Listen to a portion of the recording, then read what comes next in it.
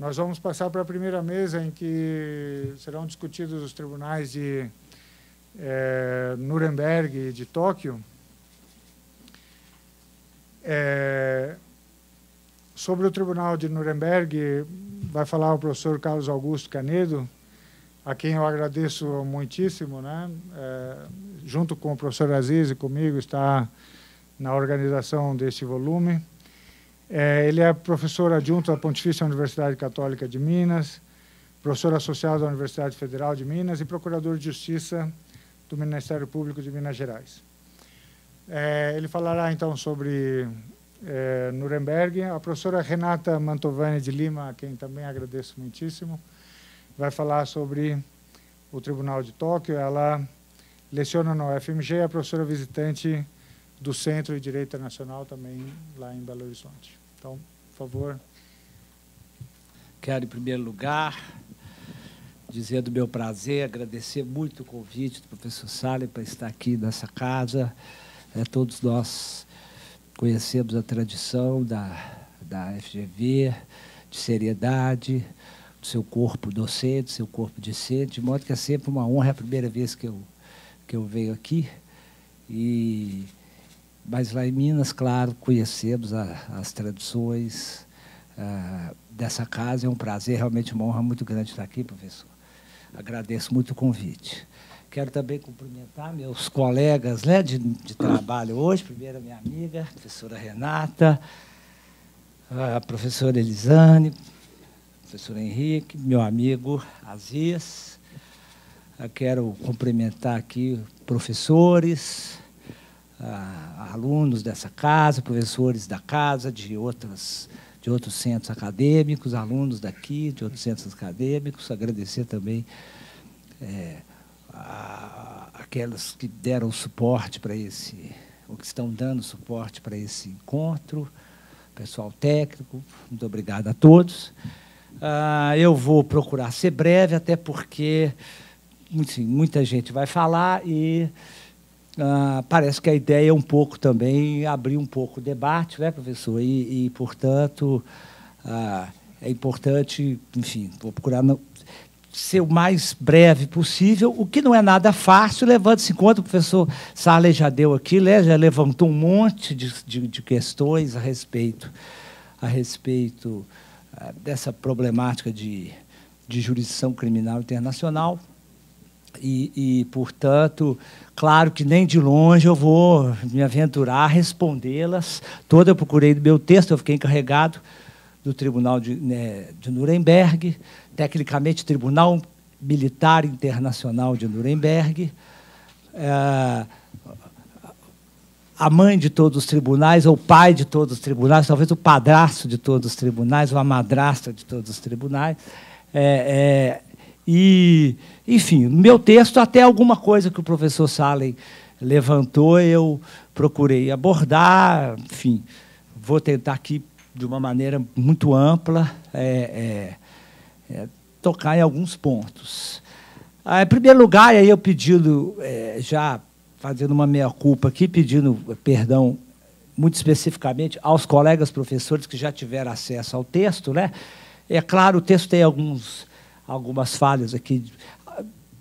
Enfim, eu vou ter que fazer uma revisão, tem algumas falhas formais, mas eu até confesso que nem me preocupei muito quando eu escrevi. Foi um texto que eu escrevi até de uma maneira muito livre, assim, procurei fugir um pouco de uma linguagem acadêmica mais pesada. Foi um texto escrito assim, de uma jorrada assim, bem livre mesmo, sem muita preocupação de fazer. Não sei se os colegas que leram tiveram essa sensação, mas foi um texto bem escrito à medida que as ideias vinham, eu ia colocando sem aquela preocupação de ter uma linguagem mais acadêmica, formal. Também, né, eu não sei aqui o conhecimento das pessoas sobre o Tribunal de Nuremberg, certamente de nome todos conhecem. Tem uma literatura abundante de tribunal. Quando eu comecei a pegar a literatura, eu falei assim, mas peraí, não vai dar. Se eu começar a ficar lendo isso tudo, lá na universidade que eu dou aula, da UFMG, tem inclusive a cópia das atas, um negócio enorme, lá embaixo, numa seção, uma boa parte da cópia, lá embaixo, na parte lá de livros raros, não pode nem tirar de lá, quem quiser consultar tem que ficar lá embaixo comendo poeira, num porão, assim, um negócio não muito... Cheguei a ir lá, começar a ler aquilo, mas em um determinado momento eu comecei a achar que se eu fosse me preocupar em acumular literatura, eu realmente não ia nem dar conta do texto, porque é um volume de literatura sobre Nuremberg, é uma coisa enorme, inclusive as atas, que é um negócio... Enfim, e resolvi meio mudar, pegar uma literatura menor, trabalhar um pouco com o que eu pensava, não ficar tão preso a autores o tempo todo, porque, enfim, tem muita literatura, tem muita coisa no Nuremberg, talvez de todos os tribunais aqui, até se mais escreveu, até porque é o mais antigo aí de todos, então tem assim, quem for fazer pesquisa, aí tem os livros dos próprios juízes que escreveram, todos eles escreveram as experiências pessoais, algum eu até tinha os livros, outros eu não tinha, enfim, resolvi, então eu acho que o primeiro problema de escrever sobre Nuremberg é uma quantidade enorme de literatura que, em algum momento, em vez de ajudar, atrapalha. Quando você tem coisa demais sobre uma coisa, acaba atrapalhando. Você começa a não saber exatamente o que você vai consultar. Enfim. De uma maneira, outra, antes de eu começar a falar um pouco o que eu escrevi, eu fiquei com a impressão, até comentei com o professor Aziz, o professor Salem agora, entrando aqui, que dos textos que os colegas escreveram e que serão debatidos aqui, eu fiquei com a impressão de que eu sou o mais pessimista dessa história toda. Eu e o professor Salem depois. Fiquei com a impressão de que eu sou, não sei se ele vai compartilhar isso, mas que eu sou aquele assim que menos acredita na coisa. Fiquei até me sentindo até um pouco culpado com isso. Falei, gente, será que eu estou muito amargo, pessimista? Enfim, eu, na verdade, sou professor de Direito Penal, é a minha formação, vamos dizer, de vida, eu sou professor de Direito Penal, e talvez porque eu tenha ficado com o Nuremberg, os penalistas, em particular, têm uma visão assim, absolutamente... Nuremberg, para nós, é um negócio absurdo, completamente. Para um penalista, eu até tenho uma visão, até, em alguns momentos, benevolente do tribunal. Mas meus colegas, você está dizendo Nuremberg, pelo amor de Deus, o tribunal... Como é que você está perdendo seu tempo com isso? Aqui não é uma palhaçada, não sei o quê. Enfim, era mais ou menos a resposta que meus colegas do direito penal, não o pessoal do internacional, o pessoal do penal falava, mas você ainda perde tempo estudando Nuremberg, aquilo é uma maior farsa da história, aquilo é uma brincadeira, tal. Enfim, não tem princípio, não tem legalidade, não tem nada. Aqueles inventaram lá, criaram umas leis, enforcaram todo mundo e pronto. Bom, seja como for, me parece que são essas algumas das primeiras dificuldades que eu tive e que responde um pouco por um certo pessimismo. Depois, quando a gente... Enfim, o texto for divulgado mais amplamente, talvez isso fique um pouco mais claro. Mas pode ser impressão minha também, vamos ver o que os colegas vão falar. Bom, mas, muito resumidamente, que 2 minutinhos, porque, para quem, enfim, já ouviu falar de Tribunal de Nuremberg, mas já ouviu falar só, não tem assim, muita ideia do que foi, bem resumidamente, o Tribunal de Nuremberg foi aquele tribunal, na verdade, outros tribunais menores, o que ficou conhecido como Tribunal de Nuremberg, o Tribunalzão de Nuremberg, foi o que julgou alguns dos principais líderes da Alemanha, que tinha acabado de perder a guerra, alguns dos principais líderes políticos, militares, empresariais da Alemanha recém-derrotada da Segunda Guerra Mundial, paralelamente a esse grande tribunal, que foi o tribunal, enfim, que virou... Enfim, o Churchill não queria, não estava muito animado com esse tribunal, porque ele estava com medo de virar show trial, e olha que naquela época, né, não tinha internet, não tinha transmissão de televisão, não tinha nada, e ele já estava com medo de virar um grande espetáculo. O Stalin queria o tribunal, porque ele já estava acostumado a fazer tribunais de grande espetáculo lá na União Soviética, né? Ele fez aqueles julgamentos dos anos 30, né? Espetaculares, onde ele, enfim, eliminou, né, boa parte daqueles inimigos e amigos que ele julgava que pudesse... Então, o Stalin até queria o tribunal, e quem não queria era o Churchill, num primeiro momento. Mas, enfim, esse tribunal acabou, de alguma maneira, ofuscando uma série de julgamentos que foi feito na própria Alemanha, de escalões inferiores, militares aí já de média patente, juízes, promotores, enfim, uma série de réus. Mas o que ficou para a história, ou pelo menos ficou como grande tribunal pós-guerra, junto com o de Tóquio. O de Tóquio, de alguma maneira, foi um pouco ofuscado, inclusive por Nuremberg, porque era Alemanha e tal. Foi esse tribunal. Então, se julgou, foram 22 réus, generais, almirantes, ministros, líderes do Partido Nacional Socialista, o partido do Hitler, enfim. Esses julgamentos ocorreram na cidade de Nuremberg, tinha todo um simbolismo da escolha da cidade. Nuremberg, primeiro, as leis raciais do Hitler, as primeiras leis raciais de 1935 foram promulgadas em Nuremberg, e Nuremberg tinha aqueles espetáculos, aquelas grandes manifestações nazistas, que eu até coloco no texto um pouco, que a gente vê até hoje, impressionante, assim, um negócio grandioso, né? Enfim. Bom, então, se alguém... Muito resumidamente, a ideia era julgar esses chamados grandes criminosos de guerra. Que eram grandes criminosos de guerra mesmo, sem nenhuma dúvida, a maioria deles, pelo menos. Mas que, claro que era um tribunal que tinha um problema,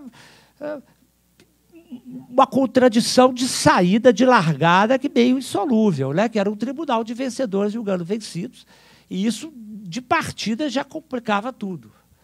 Né? Alguma coisa... O Nuremberg tem um problema de raiz que já começa comprometendo praticamente o tribunal inteiro. Né?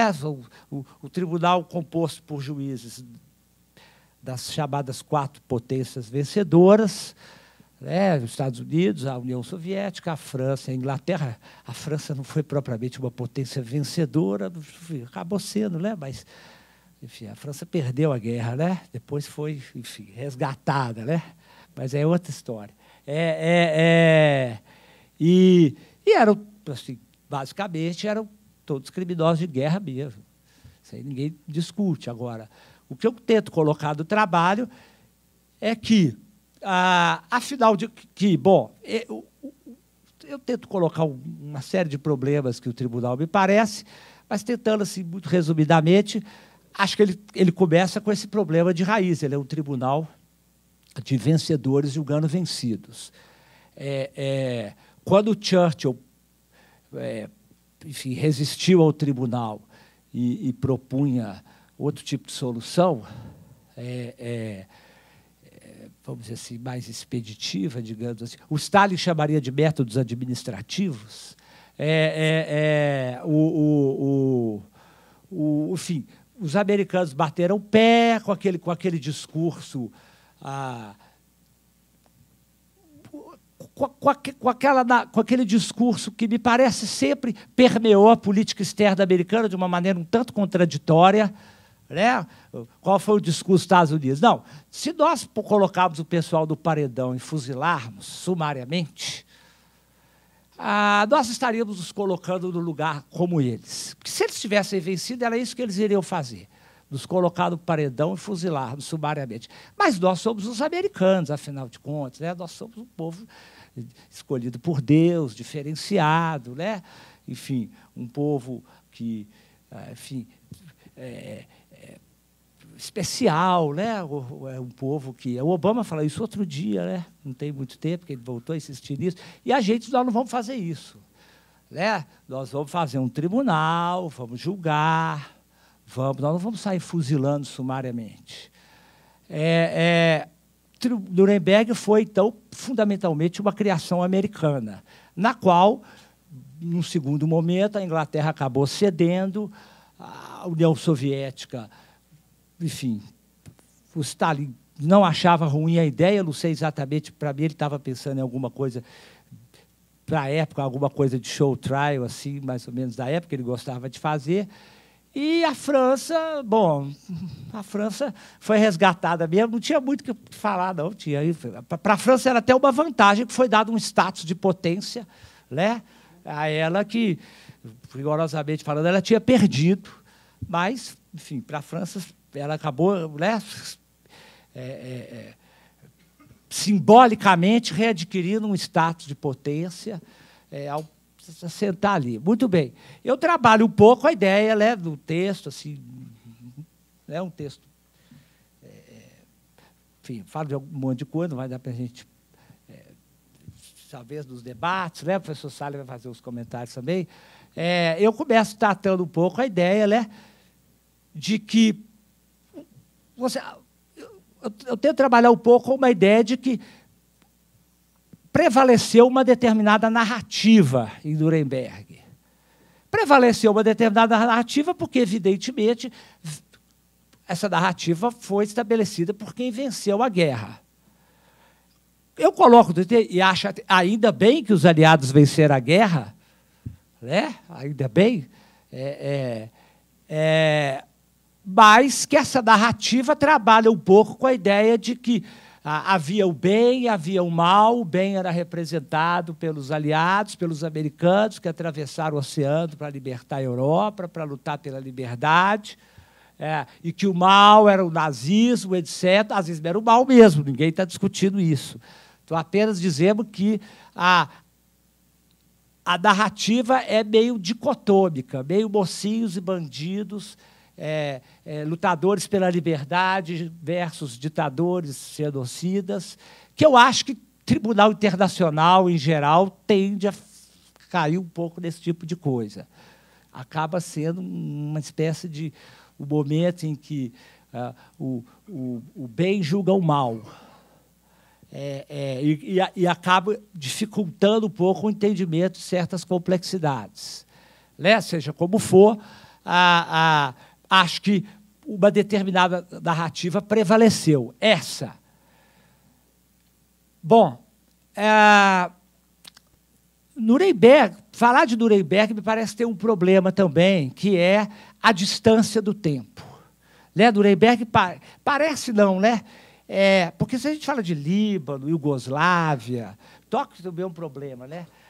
O Ruanda, bom, Serra Leoa, Camboja, está acontecendo, são tribunais que estão aí. Né? Ao passo que em Nuremberg você tem uma distância do tempo, parece uma reminiscência de outro tempo. Né? Você está trabalhando muito mais quase como um historiador do que alguém que está analisando um tribunal. Mas eu acho que Nuremberg é interessante porque ele levanta um pouco essas questões. Questões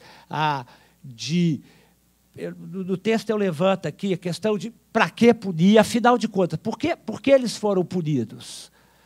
Para que serve essa pena? Serve para prevenir outros crimes? Serve para redimir os criminosos, para ressocializá-los? O conselheiro me fala do texto dele, levanta um pouco essas questões. Essa é uma parte que eu tentei me basear muito no texto que o professor Salles mandou.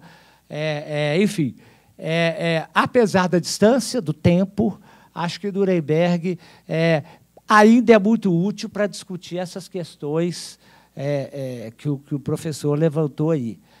E é interessante, para finalizar, depois a gente abre para o debate, que, embora, bom, Nuremberg, Tribunal de 1945, 1946, ou seja, 60 anos, mais de 60 anos, de alguma maneira, hoje, eu tenho sentido que um certo resgate disso, não só por causa dos tribunais internacionais atuais, o ICC, todos esses, mas que, de alguma maneira, resgatam o Nuremberg, estão sempre falando, etc. Mas até, como eu estava comentando antes aqui, os chamados princípios de Nuremberg, a ideia de que crimes contra a humanidade, crimes de guerra não são tolerados, são ius cogens, são regras de ius cogens, etc. Eu não me convenço que possam ser regras de ius cogens, tudo bem, mas que isso foi formado lá em Nuremberg, eu não me convenço, não acho que saiu de Nuremberg isso não.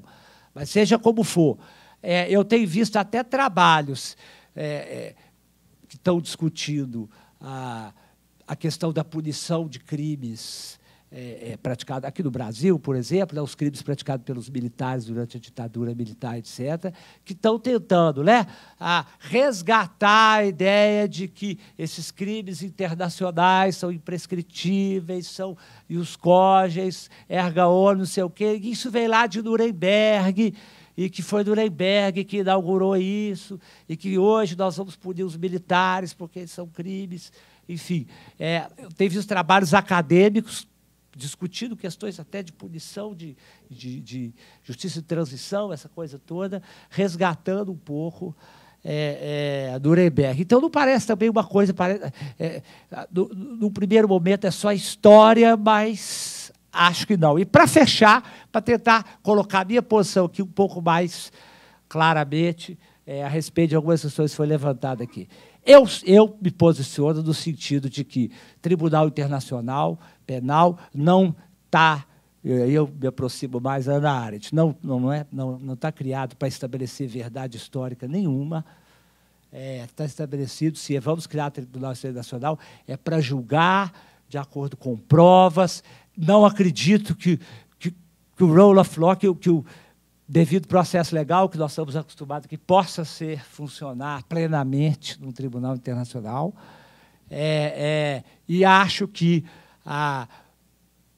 o Tribunal Internacional Penal não pode ser criado para estabelecer verdades. Não tem verdade. Tem uma narrativa que prevalece por uma série de coisas, eu discuto um pouco aqui, e o máximo que a gente pode fazer é punir pessoas que cometeram determinados crimes, se você provar que elas cometeram esses crimes, enfim. Não dá para ir muito além disso. É uma posição minha, polêmica. Eu não acho que juiz pode fazer papel de historiador. Juiz é juiz, juiz julga, de acordo com as provas dos autos.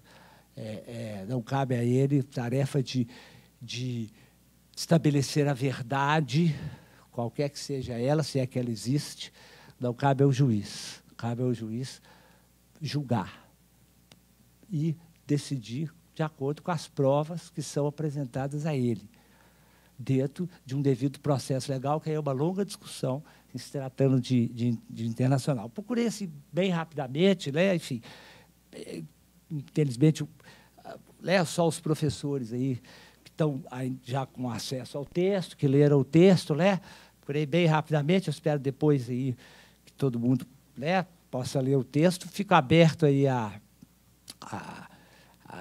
enfim, ao debate, quem quiser perguntar e fazer alguma observação. Muito obrigado. Obrigado, professor. Obrigado a todos. Muito obrigado, professor Canedo. Eu vou passar a palavra, então, à professora Renata Mantovani, e aí depois nós vamos abrir para que vocês possam fazer algumas perguntas, tá?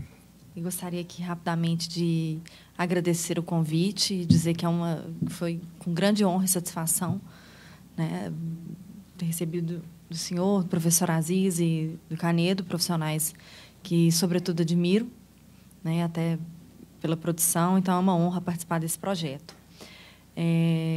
Gostaria de cumprimentar também os alunos aqui presentes, demais professores, evitar até nomear para não ser injusta.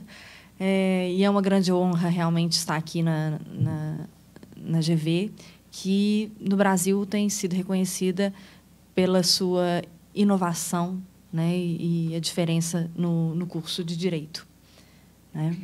Então, é uma grande honra. Rapidamente, vou falar algumas questões a respeito do Tribunal de Tóquio.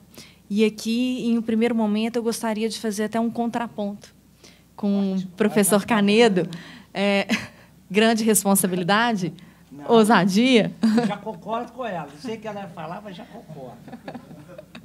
Um contraponto em algumas questões, e até curioso, porque o tema de tribunais me instiga muito, me é muito caro, né? Então, repito, a alegria de ter recebido o convite e, ao mesmo tempo, devo externar aqui um pouco a minha preocupação. Quando eu recebi o convite, poxa, né, a respeito de tribunais, então, é o que eu estudo, né, no mestrado eu fiz sobre o TPI, no doutorado sobre os tribunais híbridos, então, vou continuar a pesquisa, excelente. E o tema, meu tema foi o Tribunal de Tóquio. Falei, poxa... Foi o mais ingrato. Falei, que dificuldade. Não sei, ao contrário do Tribunal de Nuremberg, que é extremamente profuso em termos de... Tem uma profusão de doutrina, de pesquisa bibliográfica, o Tóquio quase não tem nada, né? Então, ao se comparar... Né, e é um tribunal também quase não falado, porque, na realidade, o grande espetáculo, né, a grande mãe, ou pai, madrasta, padrasta, que seja, é do Tribunal de Nuremberg, e, de certa forma, o Tribunal Internacional Militar de Tóquio ou de Extremo Oriente acabou, tadinho, ficando um pouco apagado, né, com relação a essa questão. Mas, independente disso, eu acho que o Tribunal de Tóquio traz algumas reflexões importantes a respeito até para a produção do direito internacional penal, digo, nem produção, mas em termos de críticas que podem suscitar. E, embora tenha sido, né, um modelo aí copiado do próprio Tribunal de Nuremberg, que até foi concomitante, né, na mesma época, 6 meses de diferença, tendo seu julgamento aí durado 2 anos e meio, então finalizando em 1948. E, antes mesmo de adentrar, uma última questão que eu devo fazer um contraponto para o meu caríssimo professor Canedo, que eu acho que, de todos, eu devo ser a mais poliana, né, ou mesmo otimista com relação à questão dos tribunais internacionais. E aí, no final, vou expor um pouco o meu pensamento, até com base na ideia dos tribunais híbridos. Eu procurei fazer um paralelo de como os tribunais híbridos poderiam se compor a uma justiça internacional permanente, de que forma e como isso poderia funcionar um pouco, e lembrando que essa origem está sempre, né, pós-Segunda Guerra Mundial, com os tribunais de Nuremberg e Tóquio. Tóquio agora tem que defender, porque não tem nada, então vão defender o de Tóquio. Bom, antes até de falar a própria composição, as questões, não vou me ater tanto a essa questão formal, mas o que, até com base no que o professor Salem já citou aqui dos textos que a gente utilizou, pelo menos para nortear a discussão, é interessante a gente perceber que, especificamente no que diz respeito ao Tribunal de Tóquio, 2 questões surgem como premissas para a própria discussão do conteúdo né, e da formalização do tribunal. Se seria um julgamento da civilização, digamos assim, entre aspas, vamos colocar, ou uma justiça dos vencedores. Né? São duas perspectivas completamente distintas que acabam, né, repercutindo em posições, né, extremamente contraditórias. A primeira defende que o tribunal foi um recurso judicial, e um recurso judicial válido para fins de determinação da responsabilidade, né, do Japão frente à agressão e a atrocidades deflagradas aí no período do conflito mundial. Né? Embora, na realidade, a competência tenha até retroagido a própria questão do Japão na Manchúria, na década de 30, né? Mais ainda do que o próprio conflito. Por outro lado, a segunda teoria da justiça dos vencedores denota uma visão negativa, né? Um pouco pessimista a respeito da própria formalização do tribunal, que, uma vez que repercute na própria ideia da vingança, né, da materialização da vingança empreendida pelos vencedores naquele momento, ou seja, na intenção de se punir e penalizar os vencidos, né, os seus aqueles que se opunham à própria política, né, e, de certa forma, todo o aparato internacional e penal acabou sendo utilizado, né, para maquiar essa situação. Fato é que a repercussão, quer por um lado, quer por outro, é inconteste. Né? E por que eu falo que eu sou um pouco poliana? É claro que eu acredito nessas críticas, acredito não, na realidade existem, são mais do que devidas, principalmente, né, para aqueles com formação jurídica e o desrespeito a princípios básicos do direito penal. E ainda assim, no caso desses tribunais, né, um não enfrentamento de das questões por parte dos próprios vencedores. Então, ao se falar em Tribunal de Tóquio, eximir-se de julgar ou de analisar a própria ofensa americana, as bombas atômicas de Hiroshima e Nagasaki, que também teriam uma repercussão muito grave e poderiam ser consideradas crimes de guerra, principalmente no contexto político que foi desenhado. Por quê?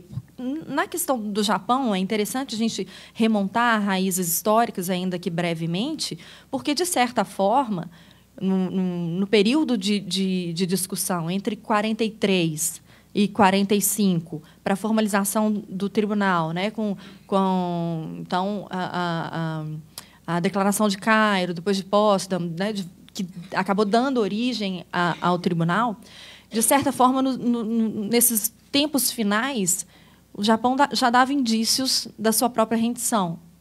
Né? E ali tinha uma questão política envolvida, uma vez que o próprio imperador acabou auxiliando o governo americano por interesses próprios. Né? É até interessante que, naquela época, o Japão também contava com a famosa unidade 731, né? Específica em análise e formalização de armas biológicas, e que acabaram empreendendo diversas ofensas com relação a isso. E, curiosamente, todos aqueles que trabalhavam, militavam, médicos e etc., químicos, nessa unidade, não foram julgados no tribunal. Né? Eram o tribunal contou com 28 acusações, 25 apenas levados a cabo, diferentemente do Tribunal de Nuremberg. Todos foram condenados, né? Não teve absolvição. Dos 25 das principais patentes, não. Não teve, tiraram Eles retiraram a unidade 731, exatamente, mas os que foram a julgamento, absolutamente todos foram condenados, 6 a pena de morte. Outros tantos, né? Aí a restritiva de liberdade, alguns perpétuos, outros com umas penas um pouco mais salgadas, não tão salgadas quanto a perpétua. Fato é que, em 1958, todos estavam livres. Os que não tinham morrido, todos estavam livres. Né? Então, tem algumas questões políticas que norteiam até o próprio tribunal. Como eu acredito, e aí, voltando, reforçando um pouco o meu otimismo, que a política permeia o direito como um todo, independente da área. Né? E, com o direito internacional, isso não seria diferente. Né? Até por, acho que, refletir a aspiração humana, né? Na própria formação e etc. Não que isso justifique, né, desrespeito a questões básicas e princípios de direito, né, como da legalidade, como do juiz natural e etc. Mas, então, voltando um pouco, essas questões ficaram de fora, eles acabaram, o próprio governo japonês, né, auxiliou para tentar fazer com que, de certa forma, os nobres tivessem minimamente, né, um alcance naquele momento. E, para os Estados Unidos, foi extremamente interessante, não aqui querendo falar mal dos Estados Unidos, não é isso, mas foi extremamente interessante, para ter um ponto no Oriente, especificamente.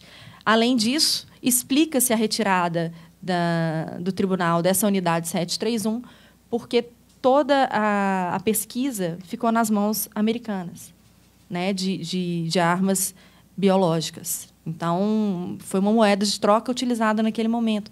E eu acho importante frisar, só para a gente ver essas questões políticas que aparecem nessa escolha, né, na formalização de um tribunal e de um julgamento que, a princípio, deveria se pautar pela imparcialidade.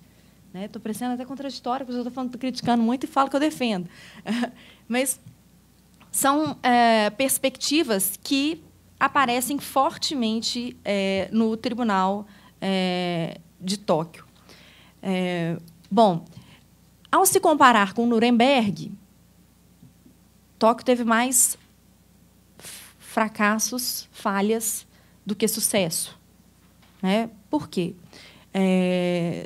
De certo modo, por ter sido, né, até iniciado 6 meses após o de Nuremberg, algumas questões ficaram de fora, e eu falo da própria competência, né, material do tribunal. Crime de guerra, paz e crime contra a humanidade. Vale lembrar aqui que, naquela época, o crime contra a humanidade não era um crime autônomo, né, como hoje é consagrado pelo próprio TPI e nos demais tribunais formalizados atualmente. Ele só existia se vinculado, né, à existência de um crime de guerra e crime contra a paz. A inexistência desses crimes, né, desrespeito ao princípio da legalidade naquele momento, é um pouco discutível no que diz respeito ao crime de guerra, né, até pela própria tradição do common law e do que já existia anteriormente ao próprio tribunal. Mas uma questão que não foi considerada no Tribunal de Tóquio foi a responsabilidade, ou mesmo a imputação desses crimes a pessoas jurídicas, que no Tribunal de Nuremberg isso aconteceu, né, até as organizações nazistas, e em Tóquio não. E mais que isso, embora eles tenham alegado, né, a própria existência de uma guerra de agressão, fato é que, historicamente, pelo menos, o Japão não teve tanto, né, essa ofensa e essa conduta como a própria Alemanha. Então, essa é uma primeira questão de retirada e desconsideração do Tribunal de Tóquio, né, da própria imputação a pessoas jurídicas, que isso, no direito penal, é até extremamente discutível, né, do ponto de vista de responsabilidade. Isso ficou de fora no Tribunal de Tóquio. A própria imposição de penas também, a inexistência de absolvição, como dito aqui anteriormente, né, diferente do Tribunal de Nuremberg. E um caso extremamente curioso, e até que me chamou a atenção, porque devo admitir que não conhecia tão profundamente o Tribunal de Tóquio, né, até pela escassez da doutrina. Contrário de Nuremberg, Tóquio contava com 11 juízes e de distintas nacionalidades. Né? Então, não ficou restrito àquelas 4 potências. E o que chamou atenção é que um desses juízes, né, um indiano, ele votou, então, no seu voto, ele absolveu absolutamente todos os réus, né? E na declaração, né, na fundamentação, explica-se exatamente pelo não reconhecimento do tribunal e desrespeito aos princípios básicos do direito penal. Né? Então, foi curioso, porque se houve certa uniformidade no Tribunal de Nuremberg, em Tóquio isso não aconteceu. né? Então, de certa forma, isso ficou muito mais evidente. E, ainda assim, uma outra questão que é extremamente interessante, e a gente viu que é muito minha cara, e eu gosto muito de verificar essa mistura política, é que, quando da condenação do ministro japonês, Hiroto,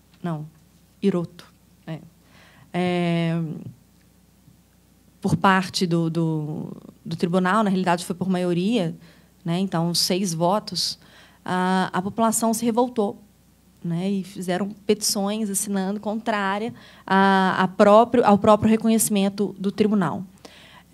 O que é muito interessante, e aí, pegando o gancho, né, nos próprios artigos que a gente tomou como base, é verificar que, no que diz respeito à existência do tribunal, a gente não consegue respostas, né, prontas e etc. Por exemplo, então, vale a pena a construção de um tribunal para julgar atrocidades que são justas, né, e a gente fala um pouco da filosofia em termos de justiça, em detrimento desses princípios de direito, né? Então, qual é o limite da construção, em que ponto isso acontece, né?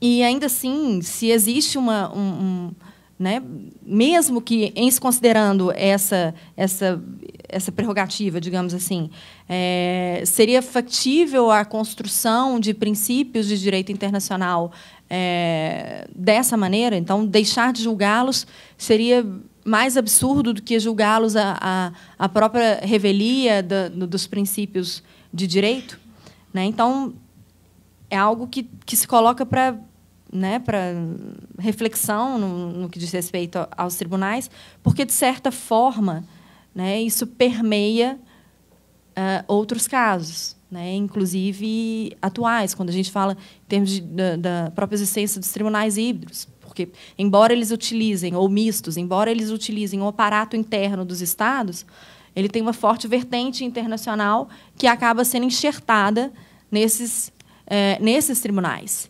Então, qual é o limite dessa legitimidade do reconhecimento desse modelo internacional? E, não obstante essas considerações, e aí, só para fechar um pouco da minha visão um pouco mais positiva dos tribunais, eu entendo que existem princípios, né, de direito internacional penal que norteiam a construção desse arcabouço jurídico, por assim dizer, e que, na realidade, a função seria mais uma mão invisível do que efetiva, digamos assim, né? A ideia é que esse direito internacional penal seja um norteador, né, e uma imposição de determinados limites para os próprios Estados. Então, quando a gente pensa em TPI, aí a gente pensa na própria questão do princípio da complementaridade, não é efetivamente julgar prima facie, em primeiro momento, né, mas fazer com que esses Estados se aparelhem e minimamente respeitem um arcabouço que foi construído, ainda que sob duras críticas. E, de certa forma, enxertar nesses Estados alguns princípios, né, ou mesmo normas, no que diz respeito à própria tipificação de crimes, né, os requisitos e etc., mesmo em direito processual, penal, digamos assim, um patamar mínimo que seja aceitável para evitar, é claro que isso não acontece sempre, né, grandes ofensas, né, ou mesmo barbáries. Né? E só para falar em ofensas e barbáries, uma outra questão muito contestada no Tribunal de Tóquio é que o tribunal desrespeitou absolutamente todas as normas de processo penal, né? Que diz respeito à colheita de provas. Eles foram condenados simplesmente por indícios, né? Então, eu acho que a função, né, e a gente tem esse olhar pretérito, digamos assim, esse olhar histórico serve para tentar minimamente, né, construirmos uma base jurídica que seja enxertada nos Estados e, aí sim, materializado por todos, né? E a gente consegue perceber ainda, com algumas diferenças, que nesses tribunais mistos, que depois aqui, né, será motivo de debate, ainda que sob críticas, é possível observar minimamente, né, um respeito ou uma igualdade dessas normas e princípios de direito internacional penal. Bom, eu me coloco à disposição, eu agradeço mais uma vez a atenção de todos e o convite. E passo a palavra para o professor Salim. Obrigada. Muito obrigado, professora Renata. Muito obrigado aos dois professores por esta entrada, na verdade, no tema, pela sua porta de entrada, né? Que são os dois grandes primeiros tribunais e que ajudaram a pautar todo o resto que veio depois, né? Então, tudo que veio depois, em alguma medida, é tocado por Nuremberg e por Tóquio. E, é claro, há problemas, me parece, que apareciam já em Nuremberg e Tóquio, que aparecem de outro jeito ou já não aparecem em outros mais atuais. Mas, assim, eu gostaria de notar apenas que a minha função é fazer um pequeno comentário. Algumas coisas que tocam esses dois tribunais, muito rapidamente. Algo na fala do professor Canedo me fez marcar aqui uma coisa que eu acho que a gente deveria se perguntar. Afinal de contas, trata-se de direito penal ou não? Você percebe que os penalistas dizem para ele isso tudo é um absurdo, é ou não é? E me parece que essa é uma pergunta legítima, isso é um ponto legítimo. É possível que, de fato, não se trate de direito penal, certo? Apesar do nome, certo? Porque parece que não foi feito para seguir os grandes princípios do direito penal, certo? Então, acho que essa é uma pergunta muito importante, certo? Claro, os dois têm esse problema de raiz, como foi dito, que eram tribunais dos vitoriosos. E esses problemas de raiz, me parece, se desenrolam em alguns temas. Primeiro, tem o tema clássico, né, da anterioridade da lei pela qual você vai ser condenado. Há um problema nos dois tribunais, certo? As pessoas foram condenadas por crimes definidos a posteriori, certo? Ainda que se tenha dito que já fazia parte dos princípios do direito costumeiro e tal, mas, assim, uma visão um pouco mais conservadora, eu diria que, especialmente se for direito penal, certo? O argumento perde força.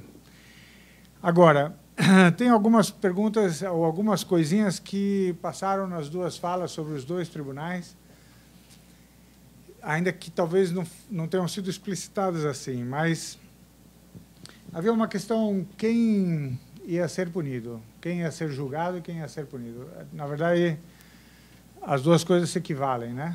Praticamente, quem fosse julgado seria condenado e punido. Mas quem eram? E aqui algumas escolhas foram feitas nos dois tribunais que tinham um efeito que, para mim, é o fundamental. É uma escolha entre quem fica dentro e quem fica fora. Vocês percebem quando se diz assim, olha, tinha os caras que trabalhavam com armas biológicas e tal no Japão, esse pessoal foi afastado do tribunal, não foram a julgamento, não foram acusados de nada, porque eles tinham uma importância, que era... eles eram responsáveis pela pesquisa, etc., então era preciso lidar com eles. Vocês percebam que há aqui, na base, um problema, inclusive de rule of law, que é, entre as várias pessoas que poderiam ser acusadas, eu escolho aquelas que eu acuso por razões como no que o cara trabalha mesmo, certo? Isso me parece razoavelmente problemático, mas há outras razões por isso, mas, de todo modo, há uma pergunta: quem é que seria acusado e quem é que seria punido? Isso se liga a uma outra pergunta, que é: por quais crimes você resolve punir estas pessoas ou acusar estas pessoas? Aqui havia várias opções, mas, ao que parece, a ênfase nos dois tribunais foi colocada no tema da agressão, certo? Quer dizer, primordialmente foram julgadas as pessoas pelos crimes de agressão, quer dizer, a guerra ilegal e etc., ficando quase que um pouco obscurecidas as acusações em termos de genocídio, crimes contra a humanidade, etc. O foco principal passou a ser a noção de agressão. E isto tinha uma relação com a primeira pergunta, quem é que vai ser acusado, porque nos dois casos a ênfase foi posta nas lideranças políticas e militares que poderiam ser responsabilizadas por esta agressão, certo? Agora, isto nos leva a pensar que de um universo enorme de pessoas que poderiam ser acusadas, milhares e milhares de pessoas que poderiam ser acusadas pelos mais diversos crimes, você acaba fazendo estas escolhas em que você diz, não, só estes. E aí você se pergunta, mas por que só estes? Certo? Vocês percebem que quando você vai buscar a racionalidade do julgamento, se você diz, não, só estes, por alguma razão qualquer, você já está dizendo que a intenção não é julgar o criminoso pela sua própria culpa, certo? Porque se você está deixando um monte de fora, a razão deve estar fora do indivíduo criminoso, certo? O que contradiz a ideia mesmo de um julgamento individualizado. A ideia é que isso aqui deve servir de símbolo, bastam alguns, bastam 50, bastam 30, bastam 28, bastam os chefes das várias organizações nazistas, bastam os militares japoneses, etc., certo? Na Alemanha, algo assim se fez porque se fez a escolha de não ir atrás dos industriais, dos capitalistas alemães, que poderiam também ter sido acusados. Então, vocês percebam que a ênfase que eu boto sempre é nas escolhas que são feitas e nas razões por trás das escolhas, né?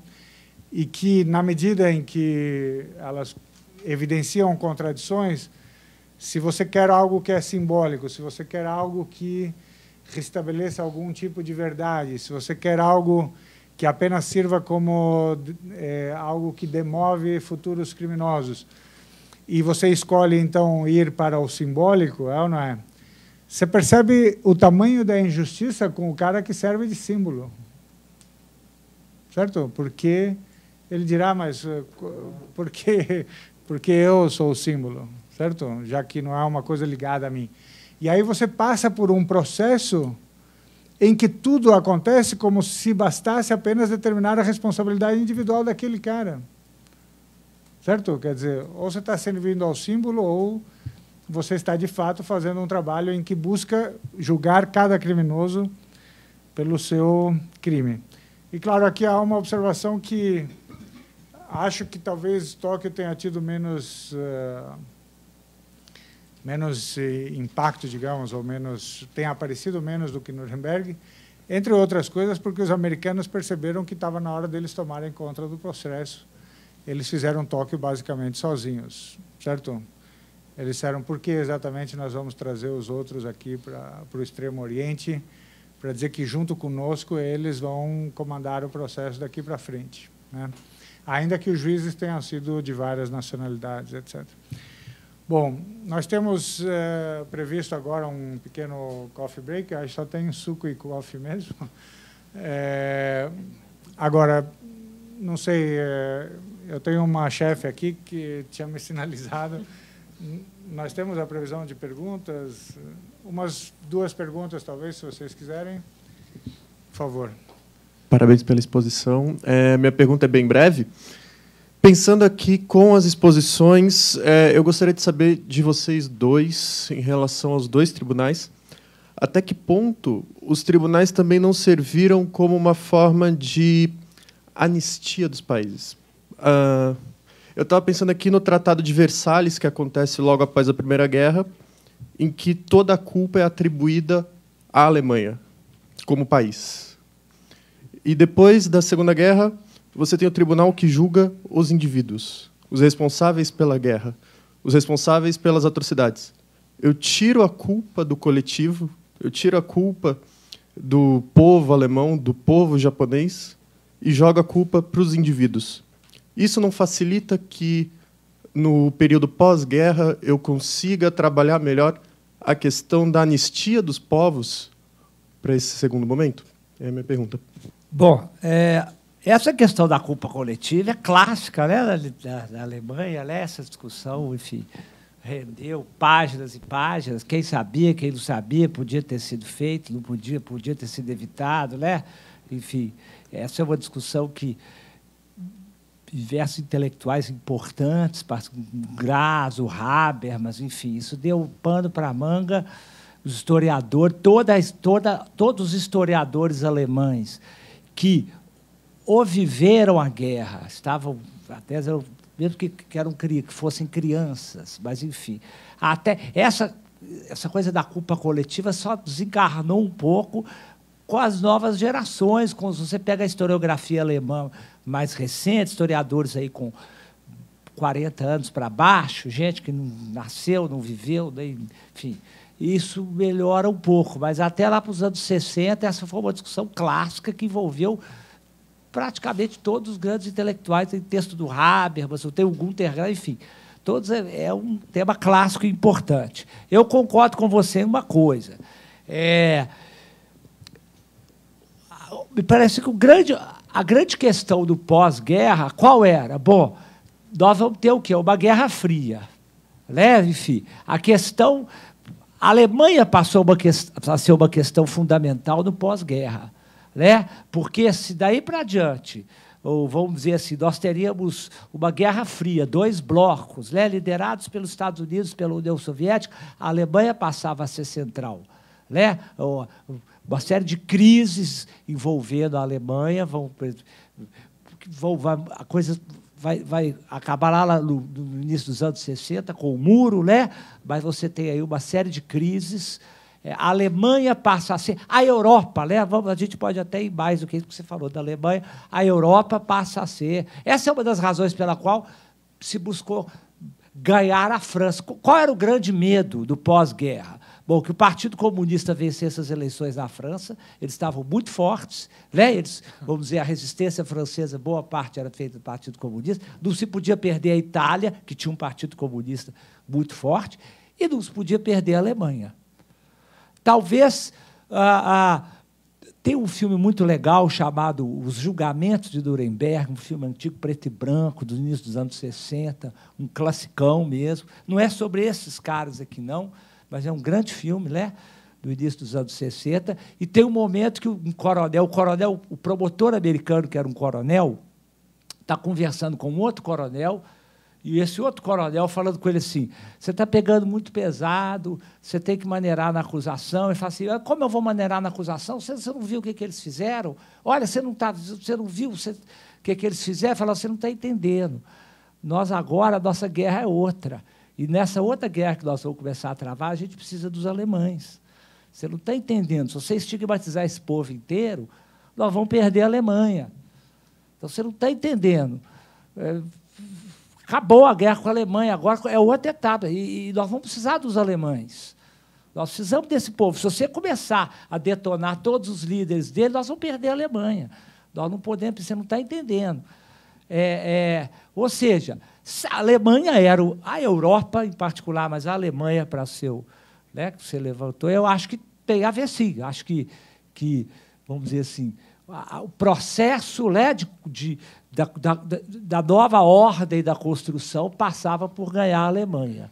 E isso, talvez, não sei até que ponto, jogar a culpa toda em determinados indivíduos malignos, né, monstros, etc., poderia, talvez, facilitar isso. Mas, de qualquer maneira, esse debate da culpa coletiva foi um debate clássico, né, da historiografia alemã, e até os anos 60, depois dá uma quem sabia, quem não sabia, quem fez, quem não fez, mas talvez sim, voltando à questão do símbolo. Eu dá para falar do meu texto, eu até exploro muito essa coisa de símbolo.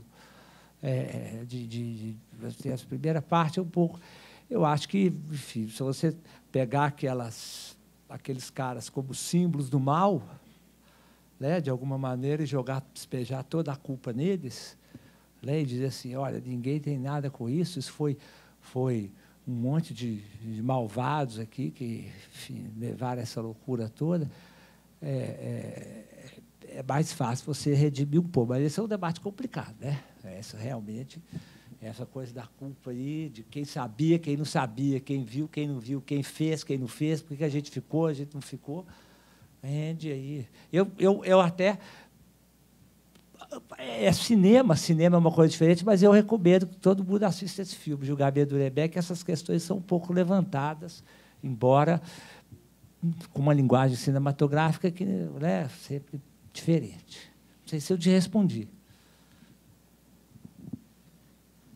Bom, vou ser breve aqui, sem querer polemizar, porque, na realidade, é uma reflexão, entendo, no mínimo, curiosa. Mais uma vez, a gente tem algumas vertentes para poder pensar.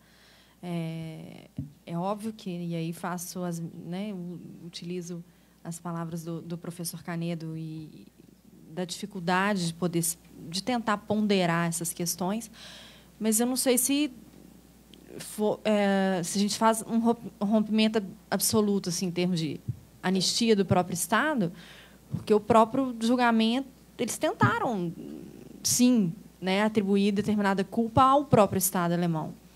É interessante a gente refletir sobre, porque, na realidade, há que se haver uma comunhão de esforços para empreender, né, todas as barbáries cometidas naquela época. Então, claro, discussões filosóficas e doutrinárias nesse sentido existem, mas a gente, até para fugir um pouco só dessa análise, se a gente remontar rapidamente a algumas teorias de relações internacionais, por exemplo, quando a gente vai analisar a própria contato, formação, relacionamento entre os Estados, mesmo no pós-guerra, que, na realidade, já estava se assinalando há muito para um poderio de forças e uma disputa de poder e de territórios dominantes, e a Alemanha foi um sinônimo disso, né, sofreu sensivelmente pelas duas grandes potências hegemônicas.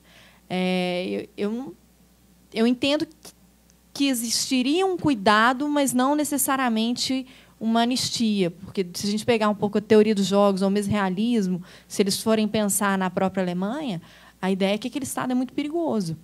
A Alemanha é uma fênix, né? Ela foi destruída na Primeira Guerra Mundial, ela renasce, ainda que os Estados se voltem um pouco, ou melhor, fingem que não vê determinadas questões que ela acabou descumprindo no próprio tratado, né? Hitler foi extremamente inteligente nesses mecanismos. Olha, você não pode ter aviação, militar, nada. Então, vamos fazer clube de caça, sei lá, né, para poder treinar esses pilotos. Você não pode ter exército. Beleza, então, já que eu não posso ter exército, vão ter clube de escoteiros, né, para treinar essas pessoas em determinados locais, e etc. Então, eu entendo que, para mim, eu utilizo isso muito, eu sempre falo isso, né, em aula, e etc., que a Alemanha é uma fênix, ela sempre renasce das cinzas, né? E depois da Segunda Guerra, e principalmente com a queda do Muro de Berlim, hoje você vê ela desponta novamente como, né, um grande Estado na própria União Europeia. Então, não é à toa que também, muitas vezes, fala-se uma reformulação da própria ideia do Conselho de Segurança, da Organização das Nações Unidas. Então, eu não acredito numa anistia completa, porque eu tenho quase certeza absoluta que os Estados voltem os olhos bem desconfiados para a Alemanha como um todo, né? E aí, certamente, o povo alemão. Agradeço muitíssimo aos professores nessa primeira mesa. Logo em seguida, 5 minutos, máximo 10 é realmente o tempo de tomarmos o café. Vamos lidar com Ruanda e Serra Leoa.